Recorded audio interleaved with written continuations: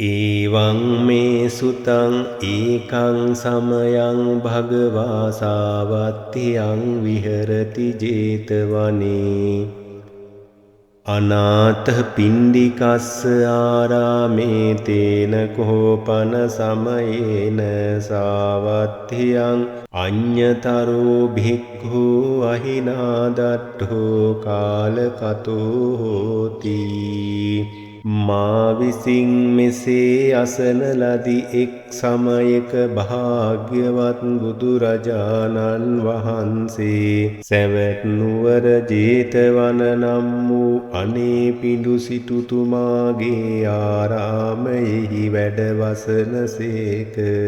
එසමයෙහි සැවැත් නුවර එක්තරා භික්ෂු නමක් සර්පයෙකු විසින් දෂ්ට කරන ලදුව කලුරිය කළේය. අතකෝ සම්බහුලා භික්ඛෝ යේන භගවාතේනුපසංකමින්සු උපසංකමිත්වා භගවන්තං අභිවාදිත්වා ඒකමන්තං නිසීදින්සු ඒකමන්තං නිසින්නා කෝතේ භික්ඛු භගවන්තං ඒතදවෝචුං එකල්හි බොහෝ භික්ෂූන් වහන්සේලා භාග්‍යවතුන් වහන්සේ යම් තැනකද එතැන්හි එළඹුණාහුය.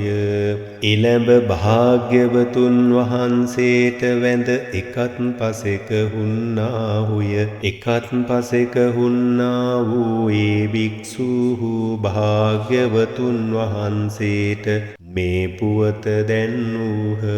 ඉද බන්තේ සාවත්තියං අඤ්ඤතරෝ භික්ඛු අහිනාදට්ඨෝ කාලකතෝති නානූනසෝ භික්ඛවේ භික්ඛු චත්තාරි අහිරාජ කුලානි මෙත්තේන චිත්තේන පරේ සචේහිසෝ භික්ඛවේ භික්ඛු චත්තාරි අහිරාජ කුලානි මෙත්තේන චිත්තේන පරේය නහිසෝ භික්ඛවේ භික්ඛු අහිනාදට්ඨෝ කාලං කරෙය්‍ය.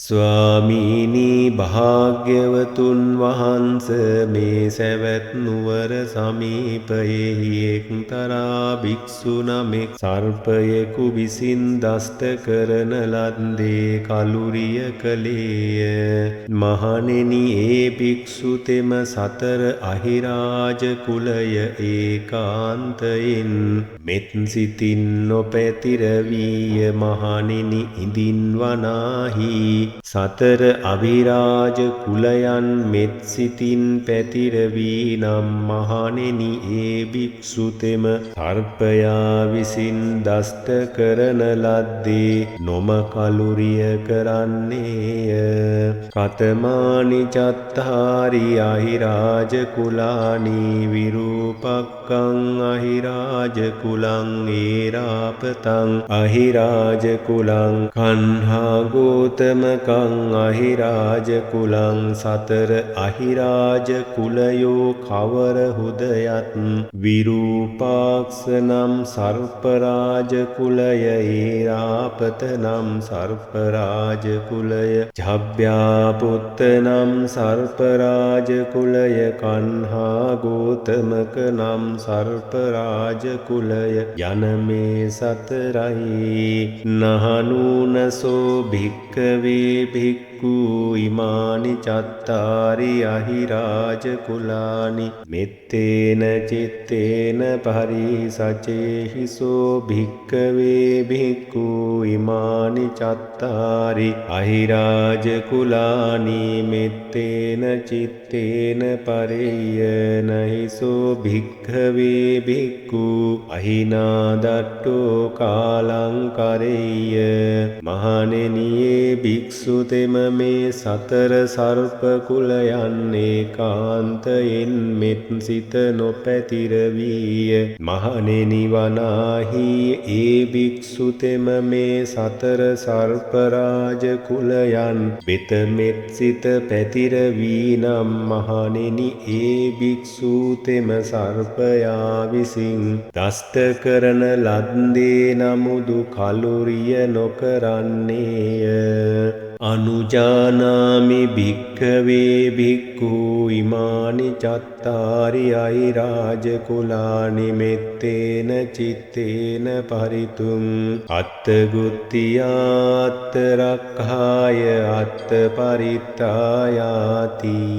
මහණෙනි මේ සතර සර්ප රාජ කුලයන් මෙත් සිතින් පතුරුවන්නට අනුදනිමි. කවර හේින්ද යත් තමාගේ සංවරණය පිණිස තමාට ආරක්ෂාව පිණිස තමාටම පිරිත් පිණිස පවත්නාහෙයිනි.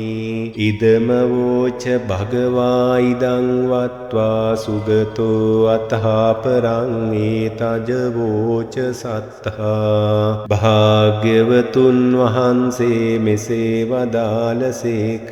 මෙසේ වදාරන ලද්දේ සුගත නම් වූ ශාස්තෘන් වහන්සේ නැවතද මත්තෙහි මෙය වදාළසේක.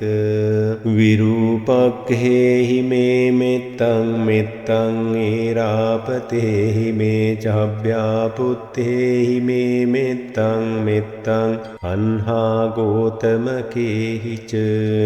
මාගේ මෛත්‍රිය විරූපාක්ෂ නම් සර්ප කුලයන් සමගය මාගේ මෛත්‍රිය ඒරාපත නම් සර්ප රාජ කුලයන් සමගය මාගේ මෛත්‍රිය චබ්බ්‍යාපුත්ත නම් නාග කුලයන් වෙතය මාගේ මෛත්‍රිය කන්හා ගෝතමක නම් සර්ප කුලයන් වෙත පතුරුවන්නෙමි. අපාදකේහි මේ මෙත්තං මෙත්තං දිපාදකේහි මේ චතුප්පදේහි මේ මෙත්තං මෙත්තං බහුප්පදේහි මේ. මාගේ මෛත්‍රිය පානැති දීර්ඝ ජාතීන් වෙතද මාගේ මෛත්‍රිය දෙපා ඇති මිනිස්සාදී දෙපාදිකයන් වෙතද යොමු කරමි. මාගේ මෛත්‍රිය සිව්පාවුන් වෙතද